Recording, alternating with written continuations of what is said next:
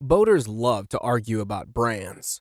Mercury versus Yamaha, two-stroke versus four-stroke, old school versus modern tech. But out on the water, none of that matters when your engine suddenly loses power, your bow drops, and the shoreline starts drifting farther away. Because when an outboard fails, it doesn't just ruin your weekend, it can empty your bank account.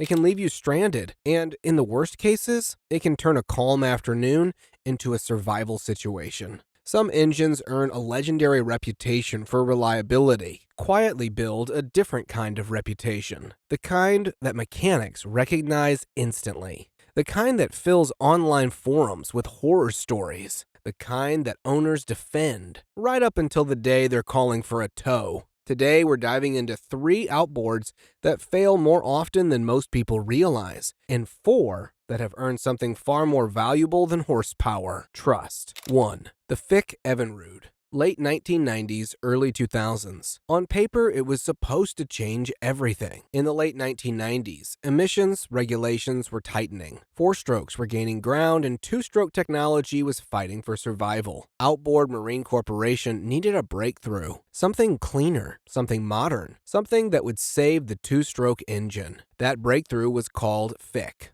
Direct fuel injection, better efficiency, lower emissions, more power. At least that was the promise. In reality, it became one of the most expensive engineering lessons in marine history. Early Fick engines suffered from lean fuel mapping that pushed combustion temperatures dangerously high. Pistons scuffed, cylinders scored, injectors failed, electronics overheated. Powerheads destroyed themselves, sometimes before the first 100 hours were up. Owners described engines that ran beautifully, right until they didn't. No warning, no slow decline, just silence. Dealers were overwhelmed. Warranty claims stacked up.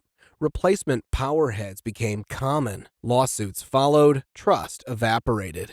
Even when later versions improved, the damage was done. The name Fick became shorthand in marinas for a beautiful idea executed too early and too aggressively. Some of these engines still run today. Most do not. And many that survived only did so after multiple rebuilds. 2. Early Mercury Optimax. Late 1990s, early 2000s. Mercury watched Evinrude push direct injection into the future and knew they had to respond. Their answer was Optimax. High-pressure air-assisted injection, advanced electronics, strong performance numbers, lower fuel burn. On the water, they were fast, light, and impressive. In the engine bay, they were complicated. The early Optimax models developed a reputation for compressor failures, air injector problems, fragile fuel systems, and oiling issues that could destroy a powerhead in minutes. The system depended on perfect pressure balance. When anything drifted slightly out of spec, things went wrong quickly, very quickly. Owners reported engines that surged, stumbled, or simply shut down. Some experienced catastrophic failures that scattered metal through the crankcase. Others fought endless sensor issues that no diagnostic computer seemed able to permanently fix. Mercury refined the platform over time. Later, Optimax engines became significantly better, but those early years left scars. To this day, experienced mechanics can often identify an early Optimax just by the tone of frustration in an owner's voice. 3. Johnson Evinrude two-stroke carbureted outboards, pre-2007, replacement for Chrysler. Before electronic fuel injection became standard, Johnson and Evinrude dominated the two-stroke market. These carbureted engines were simple and reliable, if you knew how to treat them. In reality, they were a mixed blessing. A gift to mechanics, a curse to owners who expected a trouble-free summer. Carburetors are precise instruments. One misadjusted float, one ethanol-tainted tank, one neglected winterization, and your engine sputters, stumbles, or refuses to start. Some engines survive decades with minimal maintenance. Others develop persistent issues. Bent pistons, cracked carburetors, corroded cooling passages, and constant fine-tuning that never felt finished. Unlike modern electronic engines, these outboards made their owners work for every hour of operation. Mechanics often say the story is black and white. These engines either lived forever if maintained perfectly, or died slowly, one minor problem at a time. Even today, pre-2007 Johnson and Evinrude carbureted engines remain common on the used market. People buy them for budget boats or small fishing rigs, often unaware that beneath the nostalgic charm lies a legacy of temperamental performance. Now for the other side of the story. Because while some engines earned reputations they can never escape, others quietly built legacies measured not in marketing claims, but in engine hours. 1. Yamaha 9.9 15 HP two-stroke. Small engines rarely get glory. They don't headline brochures. They don't dominate horsepower wars. But when reliability is the goal, Yamaha's classic 9.9 and 15 horsepower two-strokes deserve their own chapter in marine history. Simple carburetors, conservative tuning, thick castings, generous cooling, minimal electronics. They start, they idle, they run. Owners routinely report 3,000, 4,000, sometimes 5,000 hours on original internals. These engines survive neglect, questionable fuel, rough storage, and years of seasonal abuse. They power fishing boats, sailboat tenders, work skiffs, and rental fleets around the world. They don't demand much, and in return, they almost never quit. There are newer engines with better emissions. There are faster engines, but there are few engines trusted more. 2.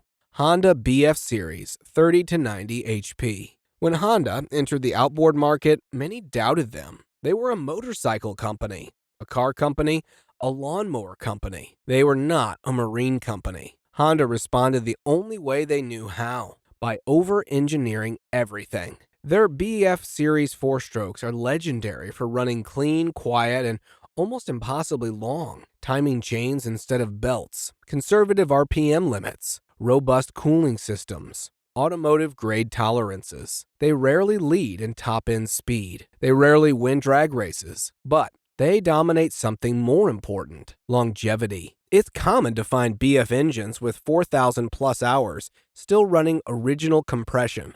Many serve in commercial fleets where downtime costs money and failure isn't tolerated. They are not exciting, they are dependable, and that is far rarer. 3. Yamaha F-150 four-stroke. Ask a marine mechanic to name a modern outboard that just works. This one comes up often. The Yamaha F-150 became a benchmark for mid-range outboard reliability. Strong power, smooth operation, excellent cooling, durable gear cases, robust electronics. It avoids extreme tuning. It avoids chasing headline horsepower numbers. Instead, it focuses on surviving. Charter operators love it. Offshore fishermen trust it. Survey boats rely on it. Failures happen, as they do with any machine. But compared to its peers, the F-150 simply fails less, much less. In an industry filled with complex technology and shrinking tolerances, it remains stubbornly durable. 4. Suzuki DF Series 70 to 140 HP. Suzuki rarely gets the spotlight. They don't shout the loudest. They don't dominate advertising. They don't chase radical designs. They quietly build engines that refuse to die. Their DF Series four-strokes developed reputations for thick blocks, excellent corrosion resistance, and low internal stress. They run cool. They run smooth. They tolerate bad fuel better than most.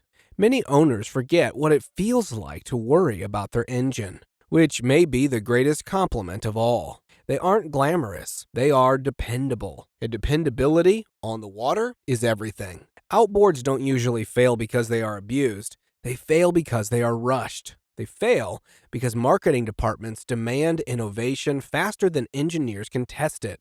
They fail because lighter, cheaper, more complex designs look good on spec sheets. And they succeed when companies choose caution. Thick metal, conservative tuning, simple systems, years of testing. The engines that last aren't magical. They're patient. So before your next adventure, make your choice wisely. And if you want more stories about engines that make history and the ones that make mechanics shake their heads, hit that subscribe button. Turn on notifications so you never miss the lessons, the drama, and the hidden truths behind the outboards most people are buying or regretting.